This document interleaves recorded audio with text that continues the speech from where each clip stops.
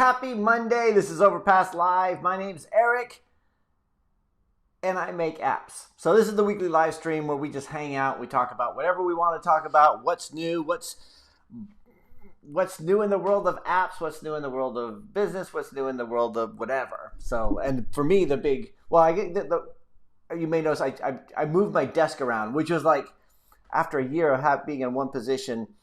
So you guys might notice, it looks like I'm in a different room. Basically, I turned my desk to the side because I had so many client meetings this week and everyone could always see my kitchen. And before it was like, I didn't really care. Like everyone's working from home, but a lot of people are starting to work from work now. And then there's like, when they see my kitchen and whatever I've left out, like a cereal box or whatever, it was getting poor. Like, I need to tidy up. So I moved my desk around so that when I use a webcam, it just shows my living room as opposed to, the kitchen and all the bottles or whatever happens to be on the table or whatever.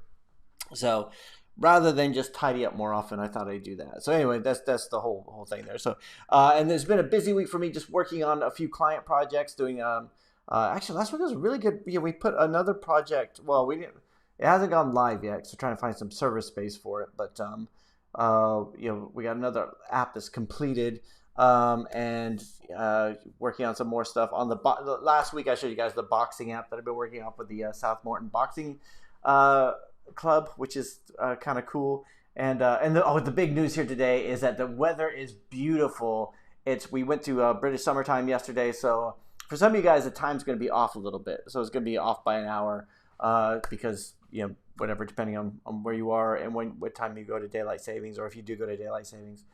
But it's a beautiful day outside, and the next level of lockdown has been eased. So I was able to go to the gym this afternoon, an outdoor gym, and work out a little bit.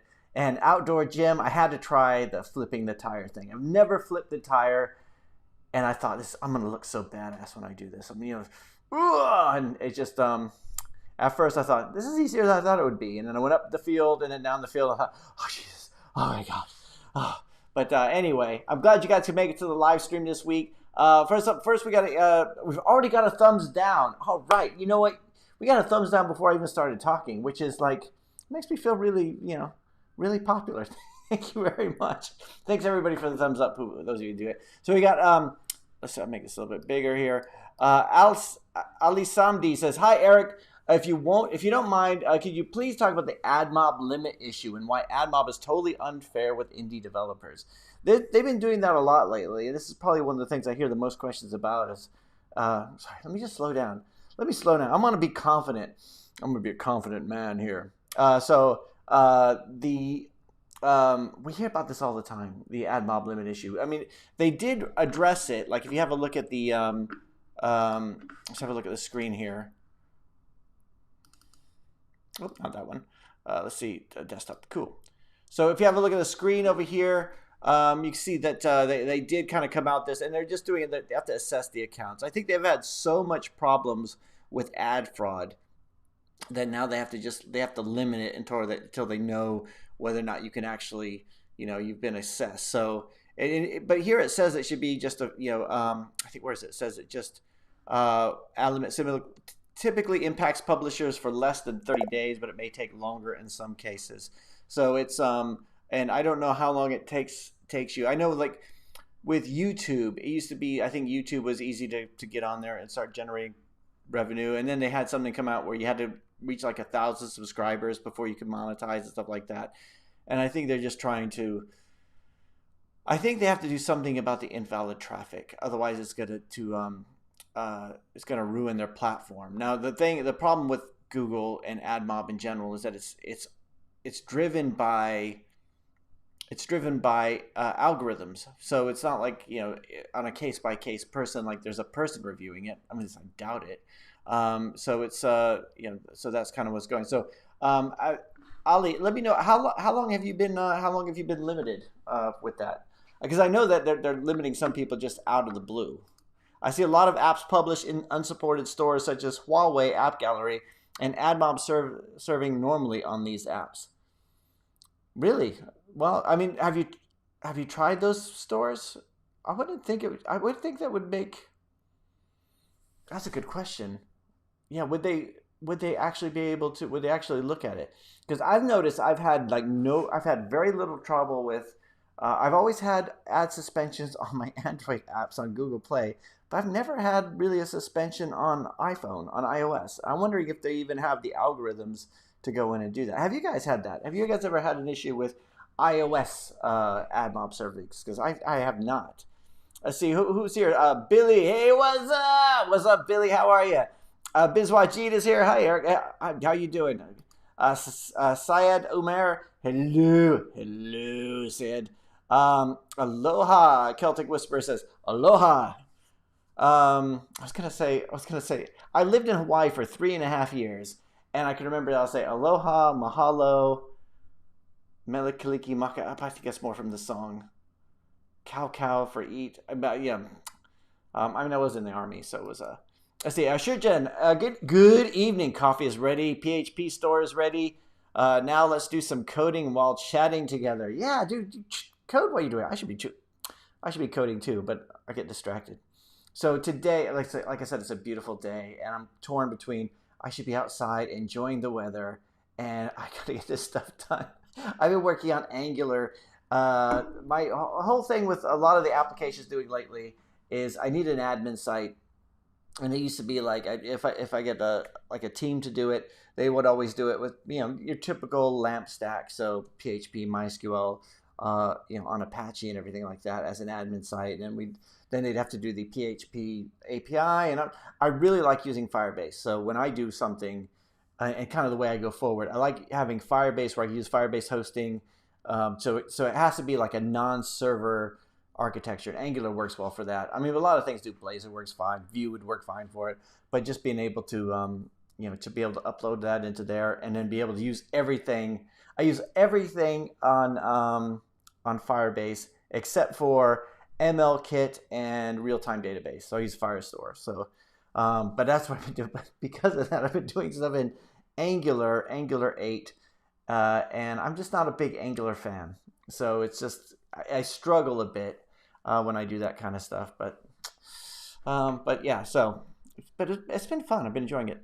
Angelina's here. Hi, Eric. Can you talk about how to release subscription-based apps? Are the paid versions different APK, or how do they unlock the paid features? So, most of the time when you do, so I just recently did a subscription-based app. Although I have a little bit of issue with, I changed the price and it's not showing up from the App Store, but I found it.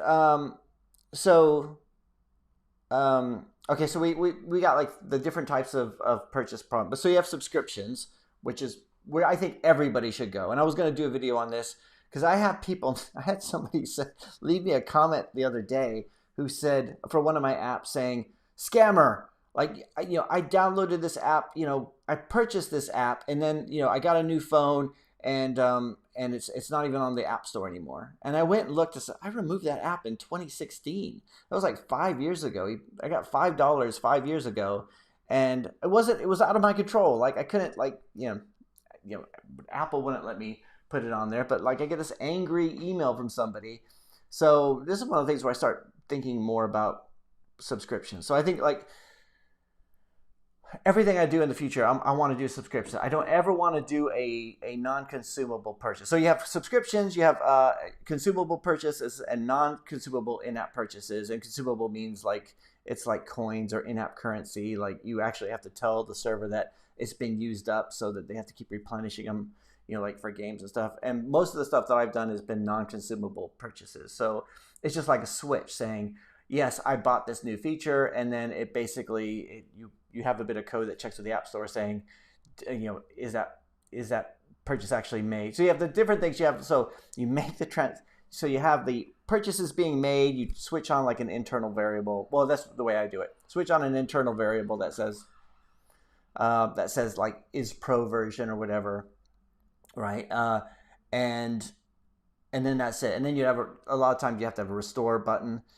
Even though if you try to make the same purchase a second time and you've already made it, the App Store and the Play Store will not charge you, and it's fine, but the App Store will insist that you put a restore button in there.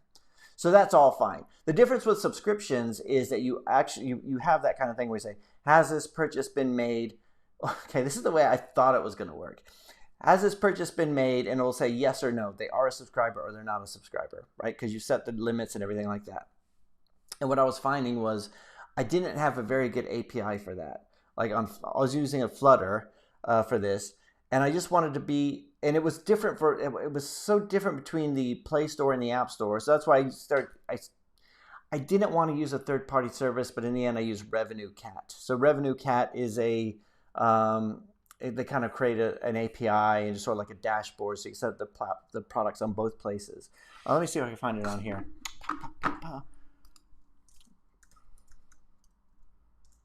Revenue Cat. I'm gonna try. Let me see if I can get to it without showing my dashboard. Cool. All right.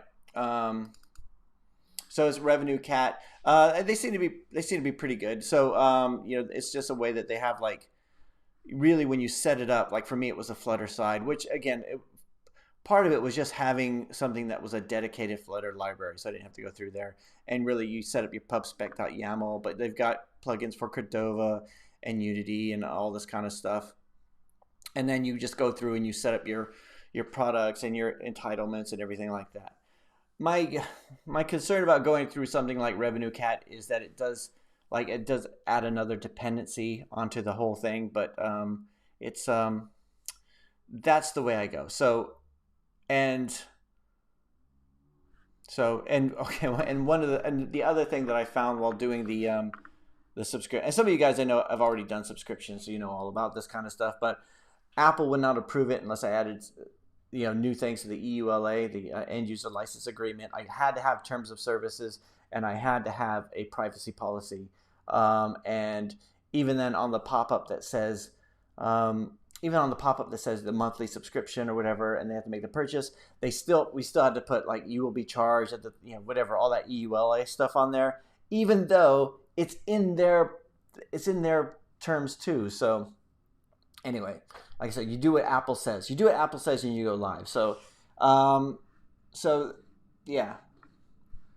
So, and we just asked this question. Talk about how to release subscription-based apps. Are the apps a different APK, or how do they do? So the same APK. So it's just using those libraries. Some of the problems I had with it is it's a lot. I found it a lot more difficult to use a simulator than to use the actual physical device. Although you can use a simulator, it's just there's loads of hoops and everything you have to jump over. So I just found using a physical device. You had to actually publish something. I had to publish a beta build in order to get the Google Play ones working, and so all that kind of stuff. And I just hate testing in-app purchases in general. It's sending up a bunch of trial accounts, trying something, see if it works. If it doesn't, then you have to. That's another thing. You can't remove a subscription. Although when you're in sandbox development mode, the subscriptions are really fast. It'd be like doing a 6-month recurring subscription. Like each month would be like 5 minutes. So you'll see like the transactions go in there really quick. For those of you guys who worked on subscriptions, how do you find it? I mean, it was really, I mean, it was kind of cool. There was so much more to learn than I thought there would be. I thought it would be like Apple would handle it, and I just say, hey, is this guy still a subscriber? Yes or no? And they would say yes, and they're like, okay, cool, right? And in the end, I had to like add all kinds of other things in there. I had to keep track of. I realized I would have to keep track of the length and the duration and when this person's no longer a subscriber and all this kind of stuff. So Revenue Cat really helped out in that way. Let's see. Victor Kiptu says, how many people can work on an app for your clients in your company? How many people can? I don't know. I mean, usually I've never had more than 3. I don't think. I mean, if you count the designer, maybe 4, but like it's never been more than 3. Sometimes I use external companies, so they'll handle all that. Sometimes I'll just have a developer or 2 over here, and it's one of those things that, like, how well can you separate out the tasks? So I'm not a big believer. Well, I am a big believer in using Git and being able to sync projects across different developers, but it gets tricky. It's better if you could have one if you like logical divisions, like you work on this side of the application, you work on this side of the application, and just see if you can merge them together so there's not a whole lot of crossover. A good example would be like somebody works on the back end architecture and the API, and the other person works on the client applications. So while the API is being developed, they can just mock up what the API, the endpoints will look like, and then that way they can mock up the unit testing and everything like that in the application, and kind of go through there. And in the end, hopefully, like those two. Like the two train tracks, transcontinental railroad, when you get to the end and it all fits together, hopefully everything is right when you get to that point where you bring everything together. But let's see. Rachel says, why does everything seem to go wrong the day before an important meeting, i.e. computers go down, Flutter played up, etc.? Dude, I don't know what it is. It's like, yeah, it always, I could, it was a while ago. I had this demo. I had to give this SharePoint thing. I had a consultancy job, and it was like a SharePoint project, and I hated working on SharePoint. I hated just everything about it. It was just like, it wasn't like normal web. It was like, doing the whole Microsoft thing, and Microsoft had really good tools. It's not a dig at Microsoft. They had like, MVC framework and Razor and everything was just coming out, but we were using SharePoint. So I was doing all the stuff with SharePoint, actually coding on a virtual machine server so that I could actually get things on there. And we kind of had this big demo, and I spent the night before, I just make a few little tweaks here and there. And then I just deleted like a key bit of data from it. And then the next day I went into the demo, and it was like all these senior managers there. I was so nervous about this demo too. Like, it was like, it was more like, I was like the developer side. So it was like somebody give the presentation, like the head of the consultancy I was working, he gave the presentation. Now over to Eric. And I'm like, okay. So you click on this, you go over here, and on the big screen. And I kept like, trying, like, when something would happen, like it would blip, and you do that quick, like, just, change the subject, go to a different screen or whatever. Like I've seen people in demos go, well, that shouldn't be happening. Let me just try. And they tried to troubleshoot it then and there. I'm always like, just like, move along, smoke and mirrors, all this kind of stuff. But you're right. It always does. Everything goes wrong right before that. I don't know why it is. My Invention says, hi, I'm your big fan. Oh, you're the big fan. I was wondering who the big fan was. Nice to meet you, My Inventions. Nico Borger says, hi, Eric. Hey, how's it going? I developed a native Android app, and now I'm developing another app with Flutter. How would anyone still develop native instead of using Flutter? Obviously, Flutter is 1,000 times better. I kind of think that too. I do. Okay, sometimes I get wishy-washy. I get needy with you guys. Like, I don't want to like put off all the native developers out there, but I like working with Flutter. I like working with cross-platform frameworks in general, but I find Flutter to work a lot better. I mean, even when you get the red screen of death and you're like, oh God, what is this?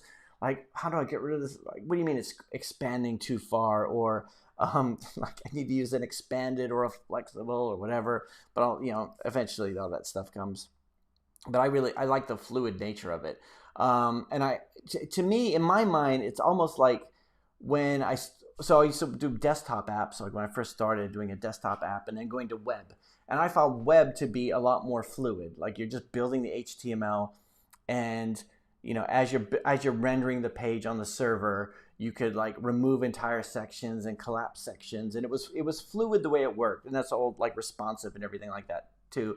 Whereas a desktop application would be, I hide a button and there's still the space where the button was. So it was like very much it was very rigid, and that's kind of the way that I kind of, when I work with the XML. Okay, this is, again, don't get angry with me. When I work with the XML on the Android side of things, the XML layout, I kind of feel the same way. Like, I'm going, okay, this is in a whatever, what are they, the grid layout or the linear layout. So is it linear layout? So every time I do that, I just kind of feel like it's a bit rigid. Like, I want to have something where I just remove it and collapse it and everything like that. And I kind of feel that way with Flutter. Like, although there are times where you're going, you're like, okay, what do I do here? Oh, I just want to put a margin around this. Oh, I have to wrap that in a padding. I have to wrap it in a padding widget. Oh, and then I have to wrap that in a center widget. Oh, and then I have to wrap that one inside a container, inside a column, or whatever. And then pretty soon you got like a long bit of code there. And then you realize, okay, I didn't need that other thing down there. And like, I took over a project from a developer who just was like, he obviously got something to work and just was copy and pasting everywhere. And for some reason, every single widget he had an inkwell in it. Like there was no click event. There was no reason for there to be an inkwell, but there was just like inkwells everywhere. And you know what it's like when you take over somebody's code. You don't want to change anything because you're thinking either maybe he's done this for a reason, and then you kind of leave it there, and then you kind of like comment it and think, okay, just in this case I need to come back, or you check it in first. So that, well, you should always check it in first. So in case you need to go back and check the revisions and all that kind of stuff. But yeah, I agree with you. I really like working with Flutter. Richard Lyons. Hey, Richard, how's it going? I have used Advertiser's ID to ensure I have a unique user on my app in Android. For iOS, I need to change this method. Do you know a way to uniquely identify a device, not IMEI? No, I've had this issue before with like not with an Advertiser's ID, but yeah, we needed for a client we need to uniquely identify a device, and it used to be you'd have that device ID readily available, and even like if you get like the push notification token, that can change, at any point. So I don't know of one. I don't know if anybody else out there is not, at least not on the iOS side. So what we were doing, and this doesn't work that well. So we wanted to do like, so if the user logged out, so if a user logs out and logs back in, we want to know they're on the same device, right? So that makes sense, right? But so what we did was saying, okay, the first time the app opens, before there's any user, then we'll go to the server and get a GUID, and then we'll store the GUID in the preferences. And then that's just never overwrite that GUID. Of course, if they uninstall and reinstall the app, that's going to be gone. But at least if they log out and log in as a different user or something like that, it didn't. But yeah, I don't know of any good way, because I have looked. But have the rest of you guys done that? MC says, "Hi Eric, hey, how's it going? I just launched a new app on Google Play. Can I have some advices and tricks about app ranking ASO?" Sure, we can have a look at it. Let me know what it's called. I mean, good. Like Steve P. Young's the ASO guy, but his live streams on Fridays. But we can definitely have a look. I mean, we got so many smart people here on the live stream that we could, if we all have a look at it together, we may be able to give you some advice. So let us know. If you try to paste in the link though, YouTube will block it. So you either have to put the package name or something like that. Let's see. Arjun, hello. Any tricks for high cost per click in AdMob? I don't know if there's any tricks. I mean, you can set your eCPM floor, but it just means you won't get a lot of the different ads. So, I mean, I've looked at this before, like so many times. How do I increase my RPMs? Like, how do I increase my RPMs? And the only thing I could really say is when you go into the settings and allow some of the like gambling and all those kind of stuff. Those restricted, not restricted. What are they called? When where you go in and you say like you allow all those different ad types because they might pay better, but then you get like a bad user experience, or you could get a bad user experience. Ali Samdi said, "Based on your experience, are Amazon mobile ads worth it compared with other ad networks?" I've actually never tried Amazon mobile ads, and the reason was because I had a lot of users that weren't in the main Amazon areas, and I didn't bother doing it. I just never bothered trying it. So, has anybody else tried it? MD, hey, how's it going? MD says, "Hey Eric, how's it going?"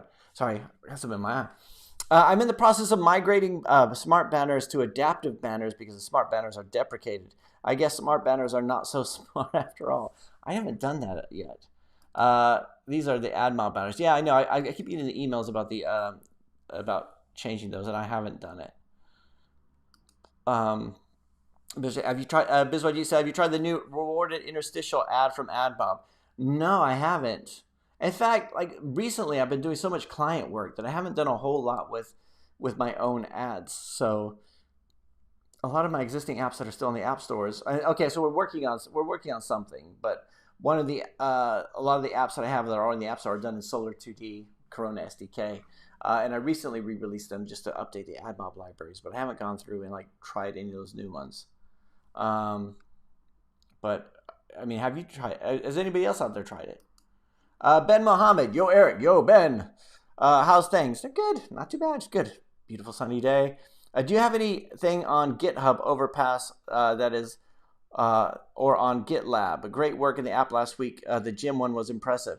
Oh, thanks. Yeah, I haven't. I don't have, most of the stuff we do is client stuff. We did start putting some stuff on GitHub for a while, like with one of the developers I was working with, but I can't even remember what it was. Because I do think it, like I would like to have something on GitHub, just like to like, well, I guess give back to the community. I use so much, well, like we all do. We use so much that people, use, and there's a lot of stuff that I probably could use that is not that, like that would definitely be useful to somebody. Like I write a lot of Node.js scripts to do little tasks and stuff here and there that would be good on there. One of the fears that I have about putting something on GitHub, like just for other people to use, is that when you look at the issues list and people are just complaining about stuff, going, this isn't working there, this isn't working there. I'm like, oh, I don't know if I want that kind of stress, but yeah, no, the boxing app, yeah, I'm making, so this week, this is what I've been working on this week. I've been making some changes to that, just some enhancements. So we wanted to get it out there as quick as possible.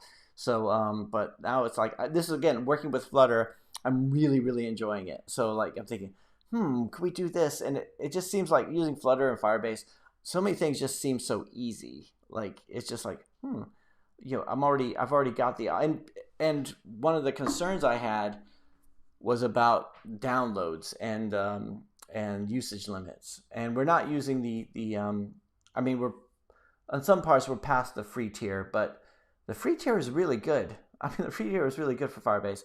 And it's not that expensive to run. But thanks. I mean, if you guys want to see the gym one again, we can have a look at that. It's the well, actually, if you want to, it's the Southmore Boxing Club application. Ravi Sharma, hey Ravi, how's it going? Hey Eric, new location for live stream. So you're now near the window. Here's the problem. I said this earlier, but when what's the choice for the backend?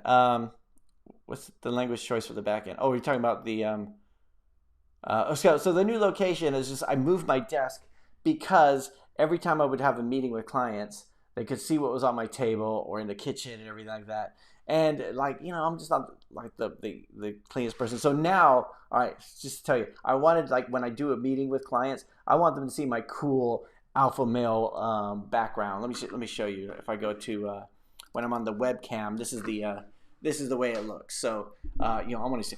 Oh, there's my weights back there. There's my stuff. So I'm very shallow. And what's your language of choice for backend? My language of choice is Node.js, and I know if I'm using Cloud Functions, pretty much the same kind of stuff. I do JavaScript. My preference is always use JavaScript for the backend. I don't use TypeScript. I'm still not a full-on TypeScript guy. Maybe if I was, the Angular stuff I'd be doing would be a lot easier. But let's see. Angelina, hey again, hello again, Angelina. It says, how do you feel about getting local DB on the devices? I'm leaning toward using a local DB as a cache and have my main DB persisted on a document database in the cloud. I'm concerned with timeout exceptions.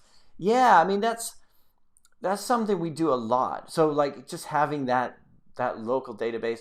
In the past, it depends on what we do. Like, so every time we'd have like an API, and this is one of the reasons I do it this way is because it's easy. Like if there's another team developing the API side stuff, it's just easier to explain it to them. Like I'll say, I'm going to make when the app opens up or whatever, an internet connection is available, then I would call the API, but I pass in a from and a to date. So like if anything has been added, updated, or deleted in that time, it would come back in the API, and then that way I keep the local database in sync. And then I have like a variable within the local database that says the last sync time. So let's say I've been offline for the last 3 days. The local date in the application will say the data is 3 days old. It helps having that in just keeping track of that so that I know which data to get. But also, if they're out of date, I can say, hey, this data is 3 days old. And I've done that on a few applications too. This data is out of sync with the server, pull to refresh or go online or whatever like that.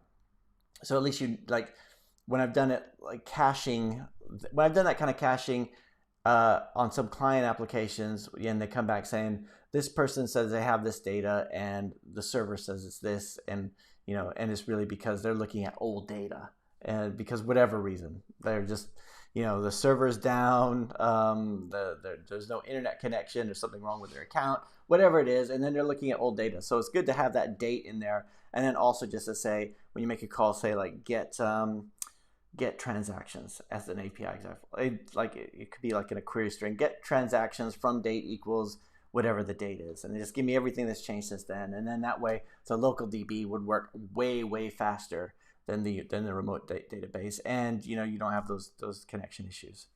Yeah, I think that's the way I go. So I have not tried Flutter yet. Finishing up the Xamarin with Azure Functions, the document DB. Okay, so I haven't used document DB as like a like on Azure, so I don't know quite how that works. But I've done for me, it's just like a SQL database, like with just retrieving the data in JSON format. But yeah, so yeah, and going from Xamarin to Flutter it's actually not that bad. It's like that bad. I think I've got to the point where I'm really enjoying working on Xamarin, but I think the Flutter side just feels much more fluid. The hot reload, hot reload on Xamarin should work a lot better than it does, but for me it doesn't work. It works some of the time, but I think when it comes to like data binding and stuff like that, like I love in Xamarin just having the MVVM model, like just really like almost out of the box. When you create a new project, it creates you the view model, and then your models, and then that way you just have your models could be like with Xamarin, your models could be the local database object. So you use a SQLite plugin, and then that way you just when you just database save load up that model, save the model to the database, and retrieve it, and it's just like you're just dealing with objects. And you hardly even have to worry about the, which field goes where and everything like that, which I guess is kind of standard now. But I've done some stuff in Flutter where I had to go through and create the classes either by hand or using a website that would convert JSON to Flutter classes. And there might be a better way to do that. But Ben says, can you do a video on how all the tech jobs you've had in your journey to Overpass and where you want to go from there? Don't have to answer it all now, but it's quite long-winded. It's not going to be long-winded. Actually, sometimes I'll do videos and then people say, dude, you talk too much. So, but yeah, no, that'd be cool. Angela says, missed your show last week. I love to see the apps you've worked on, except if it is client work. A hot reload in Xamarin sucks and MVVM is nice. Yeah, no, let me show you this application, because this is one of the few times where like I ask the clients, it's okay if I show this, just because this is like as a rule, the reason I don't talk about client projects is because it got complicated where like I had one client and we did his app and it was like, and he wasn't getting a lot of downloads, and I thought, why don't I just if you want I could just talk about it on one of my videos. We talk about we could talk about the application itself, and maybe you'll get some new downloads or whatever. And he goes, oh no, that would be really good. Make sure you say this, and make sure you say this, and don't say this, and make sure you say this, and whatever, and make sure and he also said, and make sure I clear it first, make sure I see it before you put it live. And I thought, okay, that's not gonna happen. None of that's gonna happen. Like, I was doing you a favor. This is not part of the job, this is not part of the spec, this is not part of anything, forget it. And I just never bothered with it. It's and sometimes a lot of the client work I do is like you have to go through the PR people or whatever, and you're like, hey, I'm just trying to do a favor, you're not getting the downloads you wanted if I talk about it, and so let me just show you to it. And MVVM sucks. Let's see, let me show you this. Let me load it up.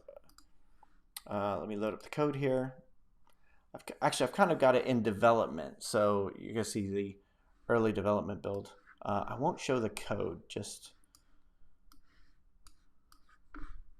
although it's not like a bad thing to see the code, I don't think, but just to be on the, hang on, I'm loading up an iOS simulator here, so just be a few seconds. I am so on the verge of getting a MacBook Air with the M1 chip. I was thinking about getting a new MacBook Pro because now that things are starting to open up, I'm gonna need to go start seeing clients, and I want to do the whole digital nomad thing. So I need to get a new laptop. Okay, let's have a look here. I'll show the screen here in a second once it loads. So I need to get a new laptop. So I'm about on the verge of getting one of those. And for those of you guys who are not Mac fans, I know I talked to a lot of people say, well, why would you get a Mac? And it's for the iOS development. Like, I'm not necessarily a Mac fanboy, although I've even got the Apple Watch now. That's like, I am so in denial about how much of a slave I am to their systems. Let's see. So this is loading up. And while that's loading, let's see. Rachel says, you mentioned Firebase usage. Can you give me some idea of how much usage you can get for free, i.e. the number of users which can download it? So the users, it's not the users who download it. It's just the amount of things. So let me see if I find Firebase pricing. It's actually pretty good. Here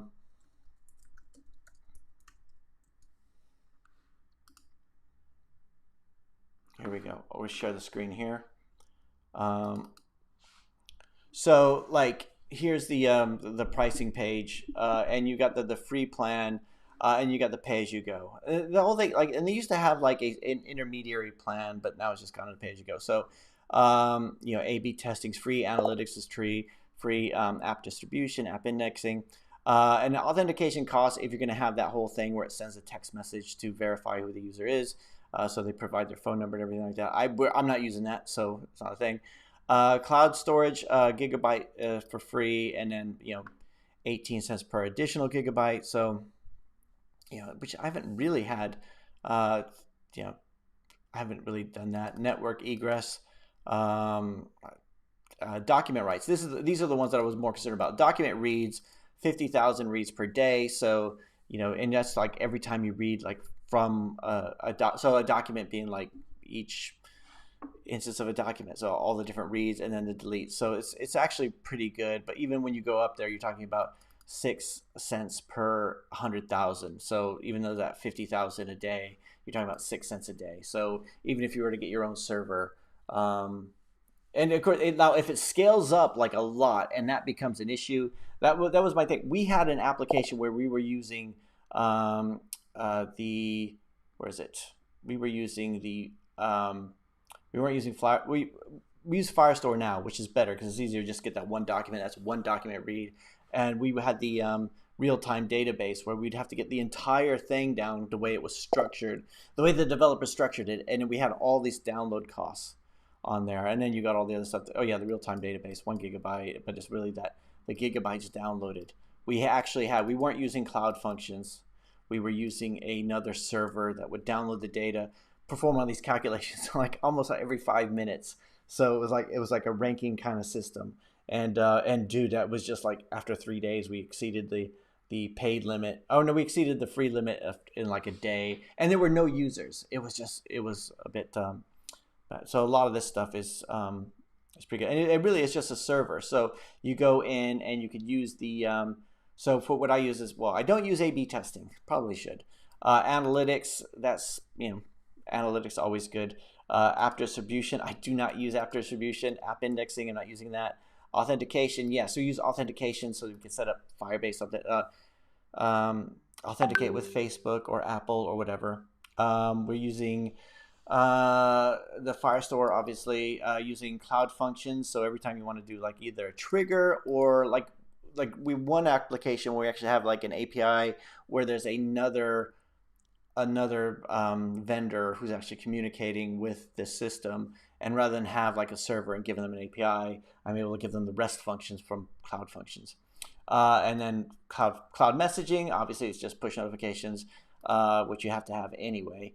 If you do have push notifications, you have to go to Firebase. And then Crashlytics, which is useful. Dynamic links, not using. Hosting, this is where we put the admin site. So rather than have like another server just to serve static HTML pages, we could just do like an Angular type stuff and just upload it into hosting, and you get the URL, and you can actually map your custom URL to it. And then in-app messaging, not using Firebase, blah, blah, blah, other stuff.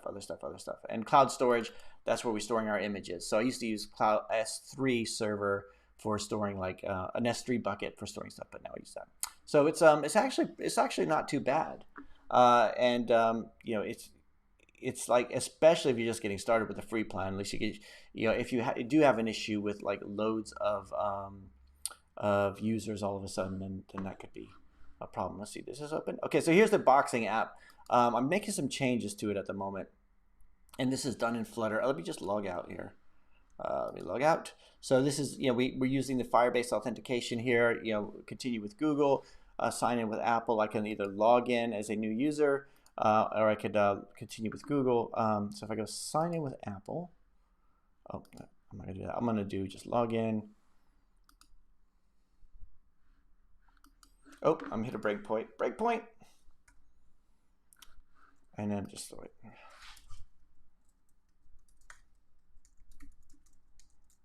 Oops, and I got a bit of an issue with the autocomplete on that, so I should have two.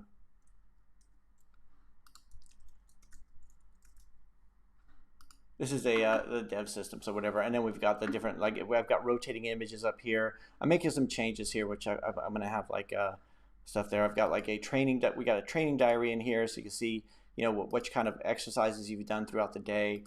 We've got the drawer menu with all the different stuff. So being able to do that, but basically you could go in and watch these videos, and this is the development one. So this is you know, this is development data, but then you go through and watch the videos and actually be able to cast them, add them to favorites. Okay, like that. now so everything's stored within crossover. Firebase collection. First thing to do, and sitting one of the nice upright, things that, let me just take the medicine ball into your lap, and then sit back. So so one of the nice things about doing this is big, like you have like user level authentication. So like as a user, my profile, I can only update my own profile. I can only view my own profile unless I have a custom claims as an admin user, and then the admin user can view everybody else's profiles and stuff like that. But it's been really fun to work on. Light Bike Vids says, what's the name of the wall art by your monitor? It looks nice. Oh, what, this one over here? Oh no, this one. This is like a foam pad. Dude, I got this. So I got like a new. I'm trying to make a toxic masculinity den, right? I've got this picture that came today, and I haven't hung it up yet, which is a like a lion head. Oh, it's so badass. Let's see. Rohit, hey Rohit, how's it going? Hi Eric, I was wondering how long should be a closed beta and an open beta for a gaming app. I've never actually done an open beta. I've only done it, yeah, I just put things live. But I think it's just whenever you feel like whenever you feel it's solid. I don't think there's a you know, or if you don't get enough users to it. I think that, well, it's not true. An open beta is really important, or even a closed beta is really important when you're already live, right? I think that's more important to me. Like, I'm not so worried about putting something on the Play Store and then having it have bugs in it. I know it should be, but it's more like if I have existing users that are using something, then I can't, you know, at that point it's fragile, right? It's like, you know, it would be, I'd love if like people would just download apps without, you know, you don't even like, dude, I didn't even like advertise it, I didn't even send a link out. I would love if that happened, but it's never really happened to me. So I usually, most of the time, if I do betas or alphas, it's only after it's gone live, and I just need to make sure that I have a development environment that you know, that's, you know, that, like, even though the changes I made to this one now, I'm making changes to the back end, but I have to make sure that I can test it against the front end to make sure that the people using version 1 are not going to, you know, if they don't upgrade to version 2, then it's not going to break and everything like that. But so that's one of the things where having the beta builds and have it going out to existing users is helpful. But so I think it really depends on how you know, how confident you feel about it. Rizwan, Loa, old pal, amigo, oi amigo, how's it going? Nice to see you, Rizwan. Darnaj, hey Eric, how important is ASO? Is it worth paying extra for the ASO services? I don't think it's worth. I mean, you know what? I've tried the different services. I've tried the tool. I've tried mobile action. To me, it still kind of feels like I'm the mark. Like they're giving me this tool that, there's when you the App Annie stuff that I use is really good. So just being able to try something new.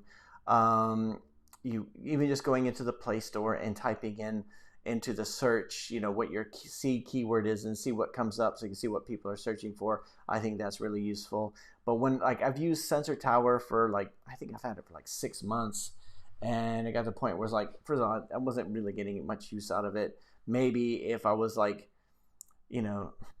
it's I wanted to see a stark contrast between you starting to use it and not using it. And by using it means I'm using it for research. So going, maybe I could use this keyword. Maybe I could use this, and then doing these searches based on it. It wasn't like it did anything for me. It was more me going in and doing stuff. And me making these little changes, it was I didn't see a really stark contrast in it. So but it is important. But I just think those services can be really expensive. I thought paying £80. This is 5 or 6 years ago. Paying £80 a month for Sensor Tower was really kind of expensive. And then even when you were paying £80 a month, you go to use something else. No, if you want that, you have to pay extra. And even if you look at App Annie, I've been using App Annie for a long time, and I use the free version. And every so often, I'll get the salesperson saying, "Hey, you know what? Maybe we, get talk to you about the pro versions." I'm like, "All right, cool." And it's £700 a month for one category, and you get all this data, whatever. And for having just a few applications, I didn't really see that was just I wish if you kind of need somebody to you need somebody who knows those tools, and maybe that's just not it. It's like SEO, right? There's so many promises of SEO. That SEO is important, but everyone who thinks they can come take your problems away with their tool is usually, I don't know.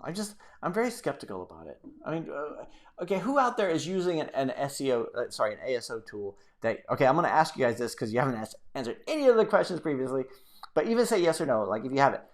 Have you used any of these ASO tools in the past? And have you found them beneficial, or have you found them to be just a bunch of, not that useful?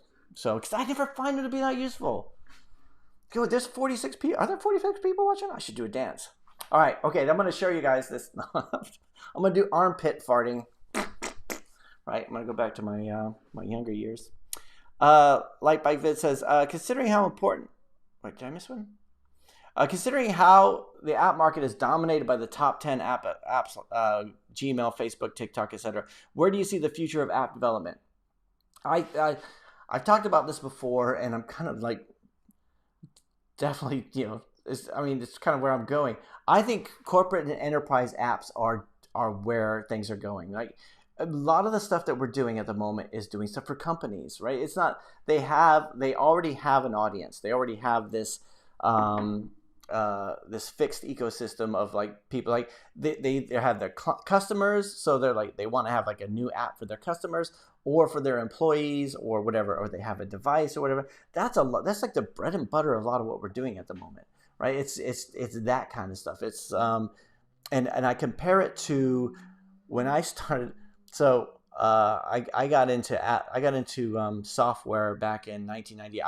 I'll tell you guys a whole story at some point, but I started off working in a factory when I came to England, and I got a job in IT, and I was just everything was way over my head, and I read everything I could, but back in the early 2000s, that's when everyone was going crazy. The .com boom, and everybody, all you needed was a good domain name. I got a job at a place where they purchased screw it, I'll tell what the domain was. They got the domain topup.com. And they didn't have a website on it, but they were this was a valuable commodity to have that domain. It was and people were buying loads of domains. They were because domains were valuable, right? Because the assumption, I guess, is that people just randomly just start typing in URLs that they think might be there, like domains, like so topup.com. And I remember I went on, he asked me if I could find out how many people were actually visiting it, even though there wasn't a site. And I was able to go in and look at the IIS logs on, it was an IIS server on Windows. And it was like, oh, you got like 12 last month. And he goes, oh, I thought it'd be like hundreds a day, right? So there was like this enthusiasm about the web. Like I thought, like all you needed to do was have that good idea, and then you make $1 billion. You'll be a billionaire. And apps are kind of the same, right? The web never went away, but like there's a lot of work in terms of businesses use their intranets and their tools. Like it's a tool like any other. So this is when I think about like doing, putting stuff on the App Store. Like you don't have to be one of the top 10, right? You can still make a good, decent, like people on this channel, people who watch, they do it all the time. I've done it, right? It's like, it's not impossible to do, right? But you could start to appeal a lot more to the enterprise and stuff like that. The same way that the web kind of like, the web was flashy, but it kind of burst and everyone said, oh, the web is dead. I can remember thinking the web was dead. I missed my opportunity to put out a killer website. And, that was like 2002. That was before Facebook, Twitter, like all that other kind of stuff. So I kind of see it going more towards enterprise apps personally, but I could be wrong. Dominated typo. Dominated. Yep. Yeah. So I don't know. Let me know if you guys disagree with me on that. So yeah, it says, I recently published an app, but I'm not getting good response. The name is Learn and Share. Let's have a look. Are we talking about Play Store, right? I'm going to assume we're talking about Play Store. All right. Learn and Share.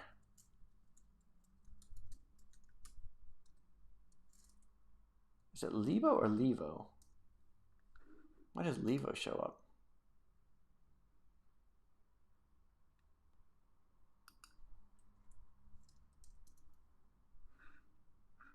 Okay, here we go.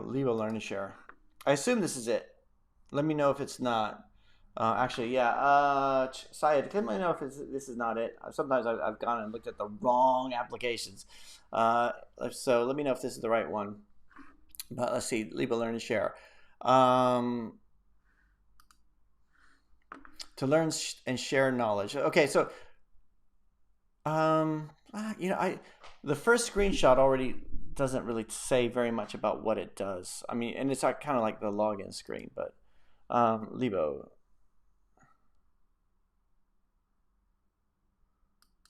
Again, let me go back again. Learn anywhere. Read whatever you're interested in. Select pins you want. Filter your feed. Read well-formatted articles, other creative users. Post your own ideas, so attachments. Okay, and then we've got the tablet version. So, yeah, I guess what I'm thinking of, who's the target user? Like, it's like you read well-formatted stories, articles with attachments. Like that's kind of like what every single news reader application does. So what I would think is like, who is who is the ideal user? Like what is a problem you're solving? And like if you were to reach out to it, like if you were gonna like put an ad in a magazine, like if you were gonna put an ad in a magazine, what magazine would you put it in? Would it be for like a specific group of people? Is it for older people? Is it for younger people? Is it for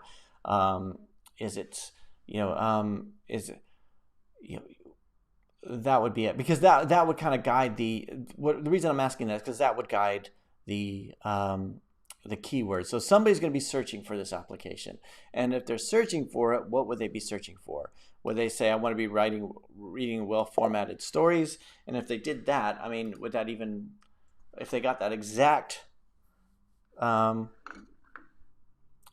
same article, we've got loads of others that you're in competition with. So I think it'd be more like if you could niche it down, but because it's when we talk about the ASO side of things, we're talking about like somebody's going to be searching for it. Somebody's going to be looking for something. And like, how are you going to be doing that if they search it? Like if you had a restaurant, you'd have to know who was looking for that kind of food. You could make the assumption that I'm at a restaurant and I'm going to put, like, let's imagine you have a restaurant that's way on the outside of town. Like you have no foot traffic in front of it, which is basically what you do. You're not featured, so you have no foot traffic going in front of your restaurant. So if someone was looking for something that you offered, what would they be searching for, and who would those kind of people be? I know it's really vague to say that, but I mean I think that's kind of the way we have to think about these sort of things. Like who is your ideal user? Let's see, where did I lose my spot? MD says, was that you in the exercise video? Yeah, that was me. No, that was not me in the exercise video. That would be awesome. I'm the app developer. I'm not like the, as part of our services, I'm going to do all the videos. No, that's the owner of the gym. Like they have a lot of like really good videos of, learning how to do like 4 different sections. So no, that wasn't me. Hey, the gym app looks really great. How long did it take to development? It took about 3 or 4 weeks. And that was like nights and weekends because I have like other contracts and stuff like that too. So it was working over weekends. It was really, I'd given it to another developer, and this is one I wanted to do in Xamarin. I wanted to do it in Xamarin, but I still wanted Firebase as a backend. And he kind of went away and he was having trouble connecting to the Firebase. And I'd done another app. I have done apps in Xamarin connecting to Firebase. And there's not a whole lot of documentation, but it's possible. Like it's possible, and like I really wanted that to work. And but it's like after like 5 weeks, it was like, how far have we gotten? Have we even like loading data into it yet? And it was like, it was like he was having trouble with it. So in the end, I was just like, I basically said, okay, well, let me know on Monday how far you get, like, or give me a demo on Monday. And then like that, I was so.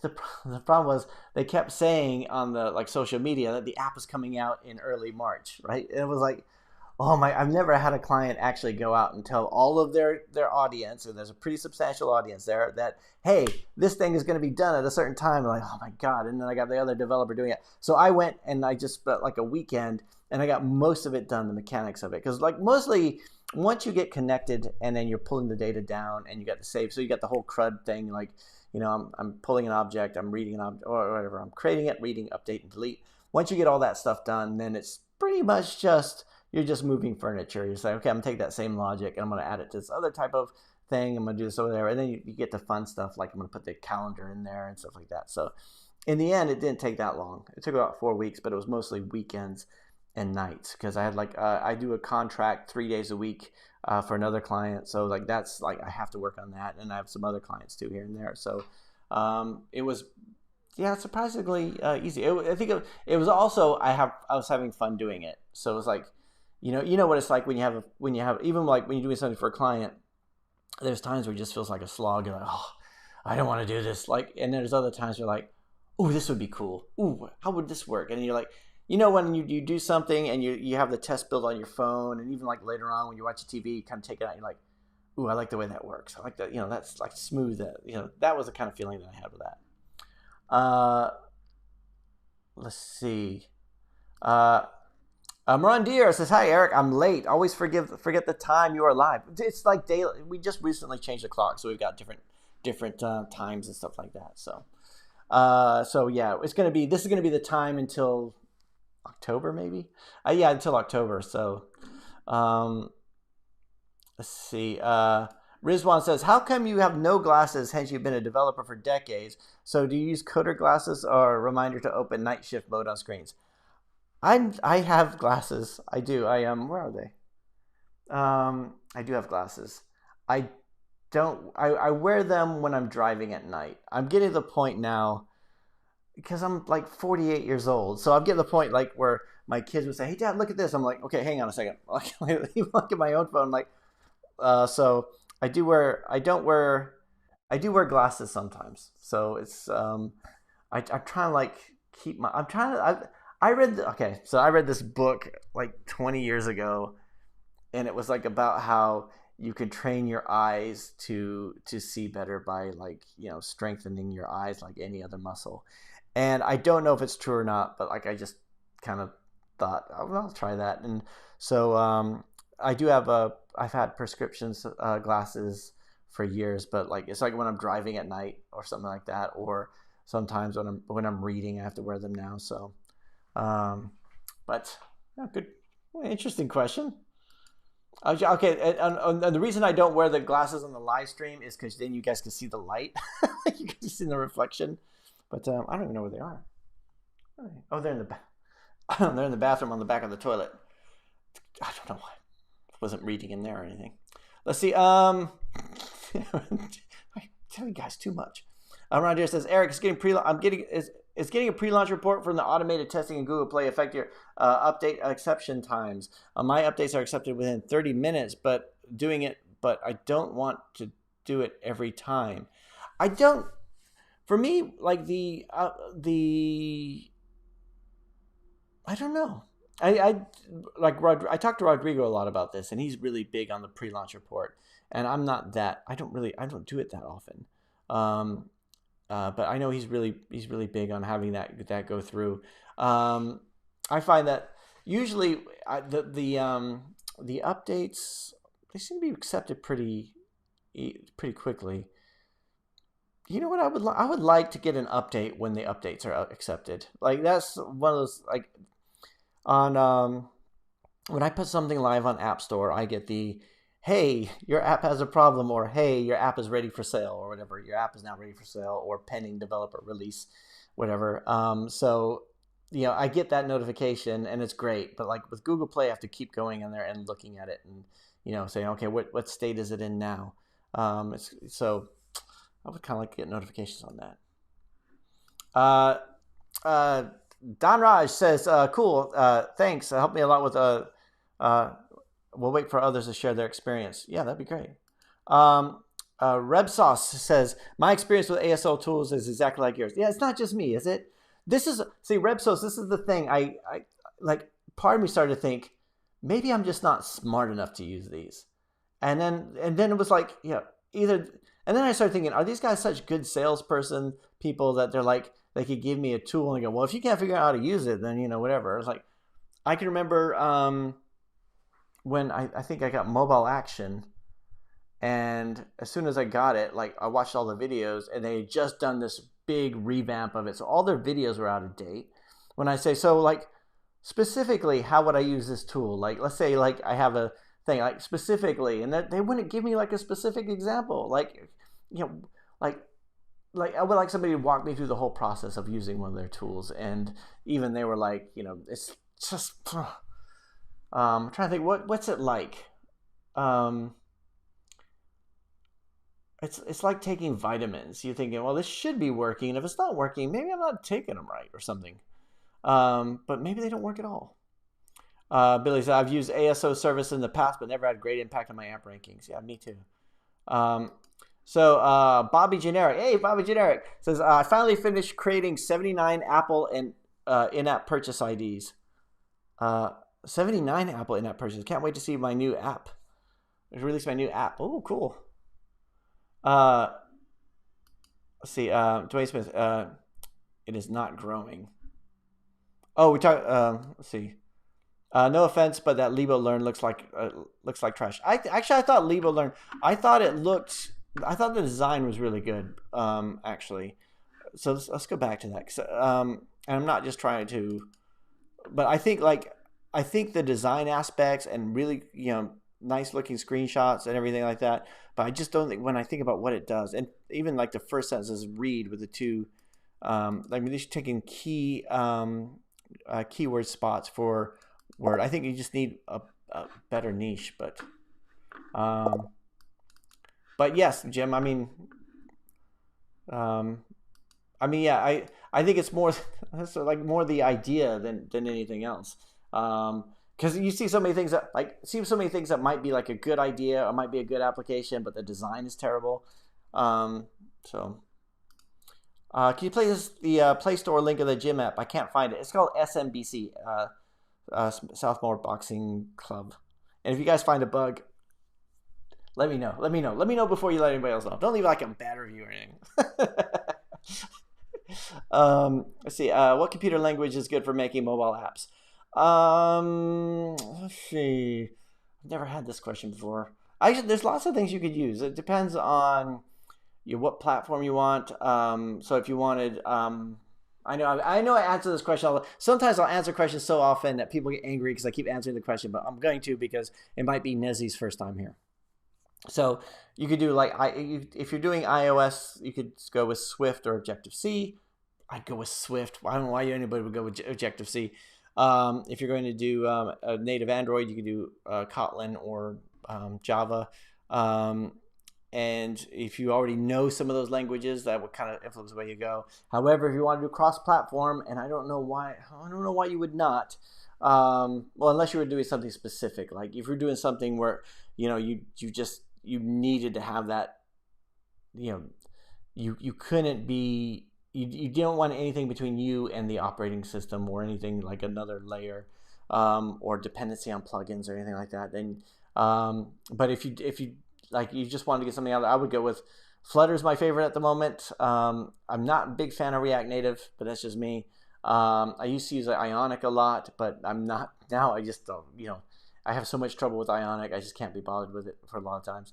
Xamarin is something I use, but it's like if you have a .NET background, I think Xamarin works really well, but I don't know if going into it, some ways it would be good. I mean, Xamarin, like if you're going for a job, like you wanted, like, I want to do mobile apps and I also want to like get a job, Xamarin might be a good way to go because a lot of like corporates, still look for Xamarin developers. But Matthew says, I transferred my Unity app from PC to Xcode and I keep getting errors with AdMob's SDK. Yeah, I mean, that sounds pretty bad. Is there a way to prevent click fraud from app promotion? No, I can't think of any way to prevent it. You can. There is pages on the AdMob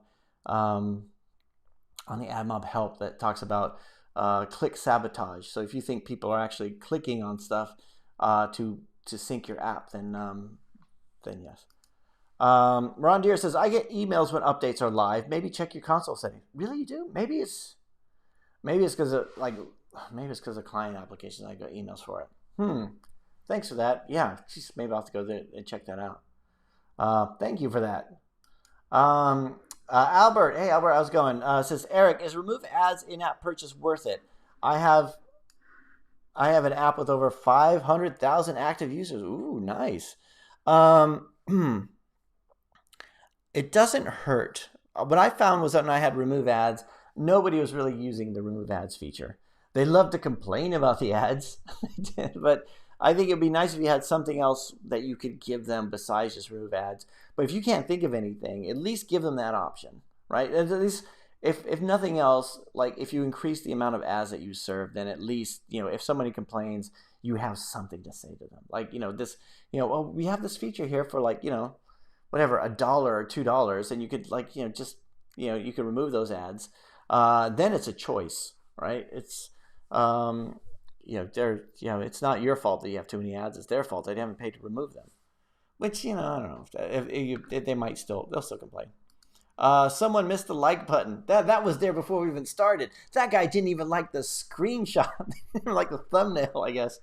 Whoever did that. But yeah, thanks for everyone who's thumbs up. Appreciate it. I even did a thumb up in the thumbnail. I don't know if you guys saw that.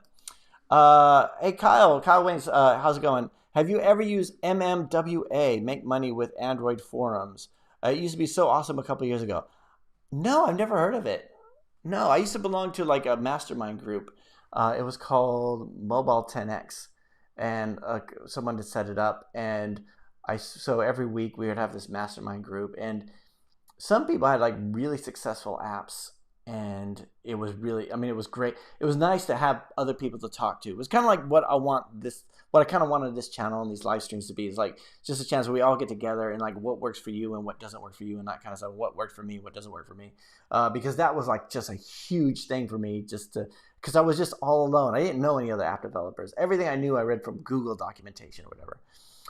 And some people were just like, they wanted to, sell shovels to the gold rush thing, sell shovels rather than do that. So there's I tell you what, Eric, I got my new service, my new ASO service, and everyone's like, I'll do my new consultancy for you, and all the stuff like, dude, man, it's an exchange of information. So, but no, I haven't looked at MMWA. Thanks for that, Kyle. I'll have to check it. Is that still there? Has it been overrun by people trying to sell their? Dude, I could help you. I could help you. I know all the secrets. Kind of people, which is like I really hate. I did a video years ago, one of the first ones I did, where I talked about the what was it called? The app vultures. The vultures who are just feeding on us. Like we're working on our applications, we're putting them out on the App Store, and we're trying to we're trying to make them work. And then someone comes along and says, "I've got all the secrets. All you have to do is buy my book or do my course or whatever." And it's one of the reasons why I've never done like even paid promotion. Aside from those t-shirts and the ads you see in these videos, I've never done anything like that. And people keep saying that I should, and part of me still thinks I should too. Like, yeah, maybe we could do like something like a course on Udemy or something like that. But then it's like I like it just being the free flow of the free exchange of information, right? The growing subscriber count. It's my ego is like it's good enough for my ego, right? That's cool. Like I really, that's good. But so yeah, that sounds good if it's something where it actually is an exchange of information as opposed to like lots of people exchanging information and then a bunch of people come out. An example is if I put a video out about hiring developers or whatever, I get like a whole bunch of people commenting saying. To my audience saying, hey, you should hire me, or we could do this, or whatever. Or I'll say, I have a trouble with something, and then somebody will come in saying, oh, that's because you need to hire us. And it's just like, oh, come on, shut up. But no, thanks for that, Kyle. I'm just really rambling on, right? I'm on a roll. Dennis, hey, Dennis, how's it going? How would you share your Facebook profile through your app? Is e.g. the way Tinder links to Instagram? There's different SDKs that do it. There's an easy way where you there's a easy way. Okay, so there's SDKs that do it. So in the past, I've done it two different ways. So I talk about sharing stuff on Facebook. I know what you're talking about.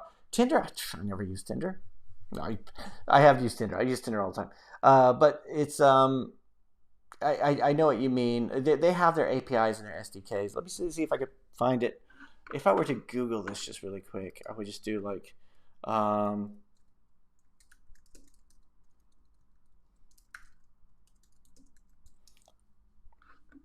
let's see. I would just go like how to use the Flutter API, Instagram, basic display. So just being able to go through, and you have to go through and set up. Like I've done it for Facebook, and it's a pain in terms of the fact that when you have to, is this a good one? I mean, you have to set up your app secrets and everything like that. And then what I found when I had Facebook integrated in some of my apps is that Facebook would always change their terms and conditions, and I had to go update all these different apps, and they also had to approve it, which was just like, I mean, whenever I get a client who wants to integrate something into their apps, like like either Facebook or Instagram, I try not to. I try to use like a share component. So when you have the share and it just brings up the drawer from the bottom, and I just try to do that, which is just the easier way of doing it for me, where you don't have to actually integrate and set up like a different API because it will just use the local client applications. I don't know if that's helpful for you, Dennis. Rahul says, is there any problem with sharing app link in Facebook group? When I did, my AdMob got suspended. Really? Your AdMob got suspended? I wouldn't think so. Unless, no, I wouldn't think there was any problem with it unless people really were upset that you shared it and they went in and downloaded it and started clicking on everything. Yeah, I don't know. I can't think of any reason why they would. I mean, it's kind of thing if you're sharing a link in a Facebook group, it's kind of like what we talked about with the MWWA. MMWA. We talk about MMWA, where you have this group of people who are trying to genuinely have a group where they're sharing information, and somebody comes in and says, hey, download my thing, or so they might get annoyed with it, and maybe they could report it or something. But yeah, I don't know. I miss Derek Dooley and Eve P. Young. Yeah, where's that person gone? I found a service called Matthew says I found a service called IP Quality Score. Any experience with that? No. Is it IP being intellectual property as opposed to Internet Protocol? Unfortunately, MWWA is dead. It got invested with spam. Yeah, spam ruins everything. Yeah, I'm not surprised. Yeah, this is like whenever I use LinkedIn from time to time, but I'm not a big LinkedIn fan because it is so spammy. It is so spammy. And if I ever go on there, it's because I'm like, looking for like a client. Like I'm looking for a new client, and it's like, and everybody else there is looking for a new client. It's just so spammy. Like, but yeah, I'm not surprised. I remember hearing once, maybe Gary Vaynerchuk. I can't remember. It's either Gary Vaynerchuk or Seth Godin. They're talking about how marketers ruin everything. Marketers come in and they ruin everything. So you got like email, they ruined email, they ruined Twitter, they ruined the telephone, they ruin everything. They'll come in, they'll start spamming stuff, and eventually we move on to something else. And so like whatever, TikTok becomes big, and people using TikTok are the people who are just genuinely using it because they like using it. And then somebody comes up with a book saying how to get rich with TikTok, or how to, oh, there's all these people over there. You need to go over there and start selling your stuff. And then it just, But I think with universal links, you should show profiles of other apps. Says Kaliani.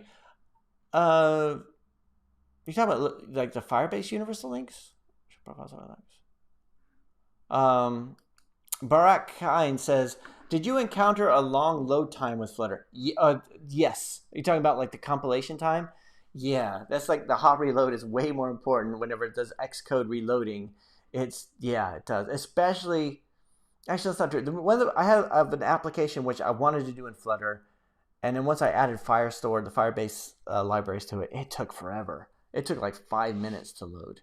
Now it takes about a minute, which is like, it's a long time when you just make a little change and you're like, so luckily the hot reload works once it's going, but like that, there is that long load time. Excuse me. Well, on my old laptop, it used to take like I said, it used to take a few minutes. Now I've got this more powerful computer now, so it does go a lot faster, but it's still surprisingly slow.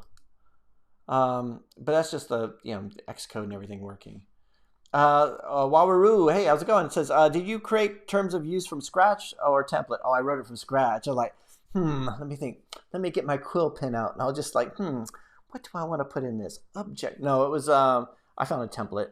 It's just like, dude, I just found a template, and there's all those ones where you got the free privacy policy generator sites out there, and as soon as you want to add anything like important to it, it says, oh, that's going to cost $29. That's going to whatever. So no, I just found there was a free one out there. Someone had put it on, I think it was on Heroku. Like he just set up something on a Heroku site, and I just did that, and it was good enough. So but yeah, no, definitely a template. Bizwajit said, good night, everyone. Good night, Bizwajit. Oh, Kaliani says, like FB. Oh, yeah, we talk about the universal. Oh. Like Firebase. Yeah. Do that. I thought they got rid of universal links. Am I thinking of something else? Yeah, Kaliani, sorry if I'm being dumb here, but I remember they used to have the universal link, so you have like one link to both your applications to send it out. But yeah, is that still a thing?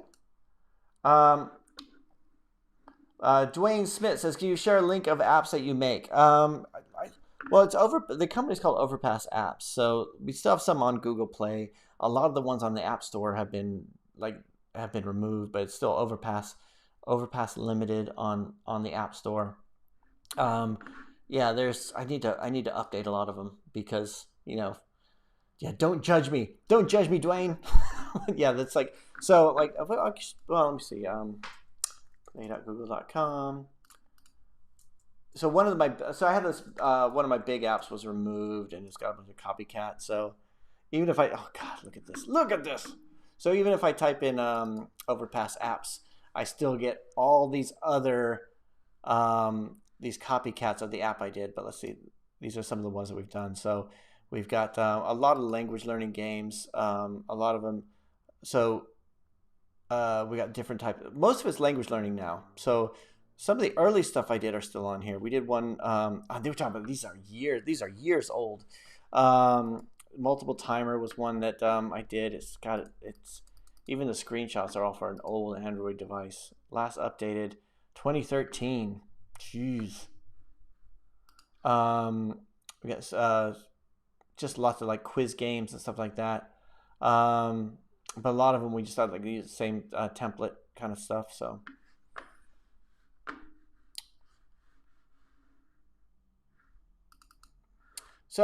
let's see what we got. Dennis says, thanks for the advice. Welcome to Kenya. You got this. Oh, cool. I'd love to go to Kenya. Thanks, Dennis. Looking for clients in all the wrong places. It's a song. I get it. I know it. I'm American, you know. You know I'm American, right? Even though I live in England. Those forums were based on the Bobby Generic says those forums are based on this guy who had the first book I ever read called Making Money with Android. It was a great book. In it, he showed sales, and then all these people copied his app ideas. Dude, I did a lot of people copied my app when I shared my sales of it. For me, it was there was one called App Empire by, God, what was his name? But he was talking about like, you know, his big app. I don't even think he was as successful as he said, because like once he got his app, his book became successful. Then it was like he was doing seminars and all kinds of stuff, and it became this whole guru thing, which was just weird. Like, and it was like fake fingerprint scanner, fool your friends. It was one of those, you know, prank apps or whatever. Anyway, so it looks like we're at the end of the questions, and it's been an hour 22 minutes. Thanks everyone for joining the live stream. Thanks everybody who gave the thumbs up. I really appreciate it. If you have not subscribed to the channel and you want to join our little group here and see when everything new comes out, by all means, join us, subscribe, and you know, get out there, enjoy the beautiful summer. I'm gonna go out there and go for a walk. I hope you guys have a fantastic week ahead. Stay healthy, stay safe, and I'll talk to you again next week.